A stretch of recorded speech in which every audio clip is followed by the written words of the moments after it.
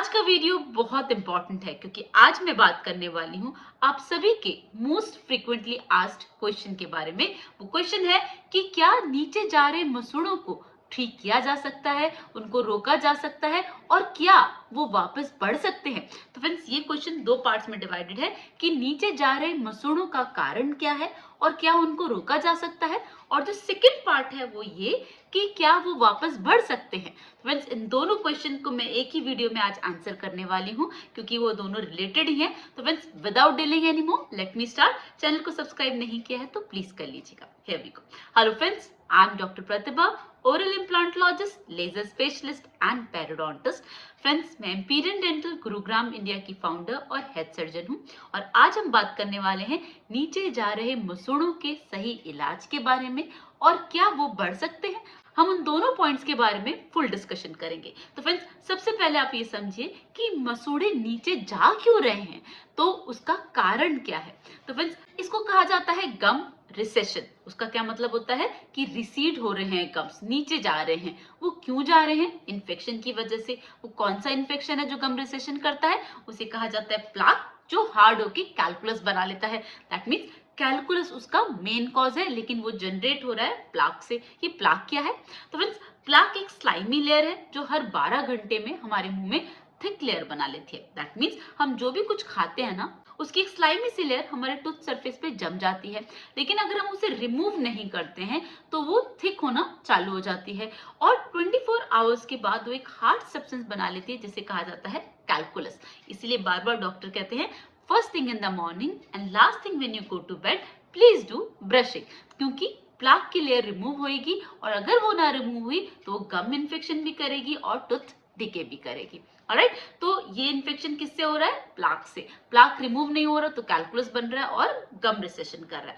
अब क्या होता है फ्रेंड्स, जब भी इन्फेक्शन ना टूथ सरफेस पे है, कि जो हार्ड सब्सटेंस बनता है वो पहले टूथ सरफेस से बनता है, लेकिन अगर हम उसे इग्नोर कर देते हैं और उसको गम्स तक जाने देते हैं, जिसे गम डिजीज कहा जाता है, जिंजिवाइटिस, वो जैसे जिंजिवाइटिस हो जाता है, जिंजिवाइटिस मतलब गम्स की इन्फ्लेमेशन, आइटिस मतलब इन्फ्लेमेशन, जिंजिवा मतलब गम्स, तो गम्स की इन्फ्लेमेशन होएगी तो गम्स नीचे जाएंगे। उससे क्या मतलब हुआ कि जैसे ही वो इन्फेक्शन टूथ सरफेस से गम्स में जाएगा, गम्स में डिजीज करना चालू करेगा। उससे क्या होगा, पहले आप देखेंगे कि गम्स का कलर चेंज हो रहा है, रेड कलर का हो रहा है, गम्स में स्वेलिंग आ रही है और फिर जो गम्स का जो टाइट कांटेक्ट था टूथ सरफेस के साथ, वो कांटेक्ट लूज हो रहा है, गम धीरे धीरे करके अब नीचे जाना चालू हो गया। वो क्यों हो रहा है? वो इसलिए हो रहा है कि वो जो इन्फेक्शन गया ना गम्स के अंदर, अब वो बोन में जाएगा, तो जैसे ही वो इन्फेक्शन बोन में जाएगा वो बोन को गलाना चालू कर देगा और जैसे जैसे बोन गलेगी वैसे वैसे बोन का लेवल कम होगा, तो जो बोन का लेवल होगा वो ही गम का लेवल होगा। दैट मीन्स गम्स हमेशा बोन लेवल पर ही होते हैं, बोन के सरफेस पे होते हैं। तो बोन लेवल कम हुआ, बोन का सरफेस नीचे गया तो गम का भी लेवल नीचे जाएगा। तो जो लेवल बोन का है वो ही लेवल गम्स का होगा, क्योंकि वो स्किन है और वो बोन पे अटैच्ड है। तो जैसे बोन का लेवल कम हो, गम्स का लेवल भी कम हो गया, तो इसे क्या बोला? गम्स रिसेशन, रिसीड हो रहे हैं गम्स, गम्स नीचे जा रहे हैं। तो अब इसका इलाज क्या है? तो फ्रेंड्स, अगर हमने ये इन्फेक्शन नहीं हटाया गम लेवल पर ही, तो ये इन्फेक्शन गम से जाएगा बोन में। अब ये बन जाएगा पेरोडोंटाइटिस, जिसे पायरिया कहते हैं।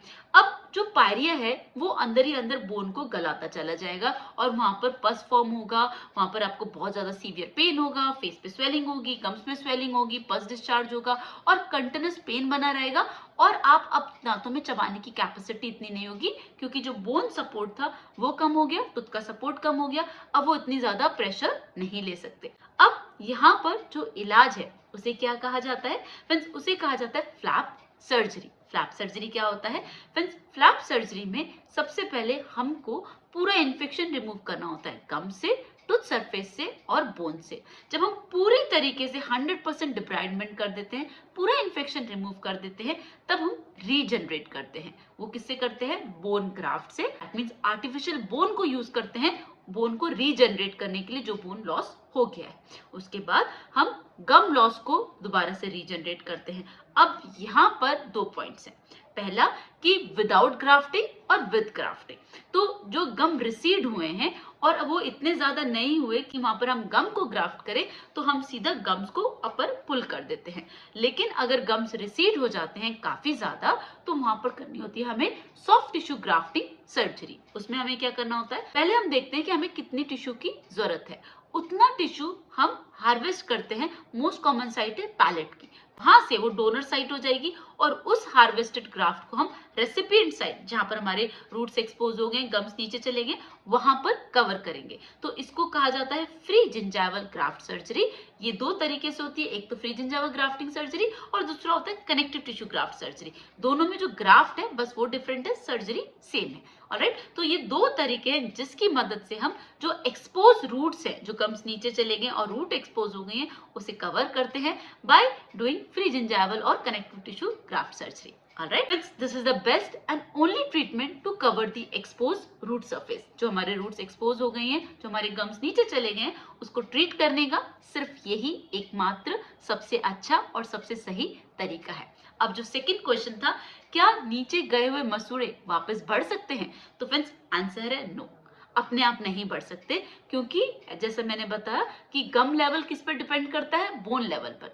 जो बोन का लेवल होगा वही गम का लेवल होगा। लेकिन अगर इनिशियल स्टेज में जब इन्फेक्शन बहुत ज्यादा बोन तक नहीं पहुंचा है और गम्स में सिर्फ स्वेलिंग आई है और जिसकी वजह से वो नीचे जाना स्टार्ट हुए हैं, उस लेवल पर आप खुद से विदाउट सर्जरी आप उसको ट्रीट कर सकते हैं और वापस वो गम्स अपनी हेल्थ को पा सकते हैं। वो जैसे ही टाइट होंगे वैसे ही वो नेक ऑफ द टूथ को कवर कर लेंगे। लेकिन जैसे ही इन्फेक्शन अगर बोन पर चला गया, बोन लॉस हो गई और गम्स काफी ज्यादा नीचे चले गए, उस कंडीशन में फ्रेंड्स वो अपने आप नहीं बढ़ सकते। उसके लिए आपको फ्री जिंजाइवल ग्राफ्टिंग या फिर कनेक्टिव टिश्यू ग्राफ्टिंग सर्जरी की ही मदद लेनी होगी, जिसकी मदद से हम एक्सपोज रूट सरफेस को कवर करते हैं।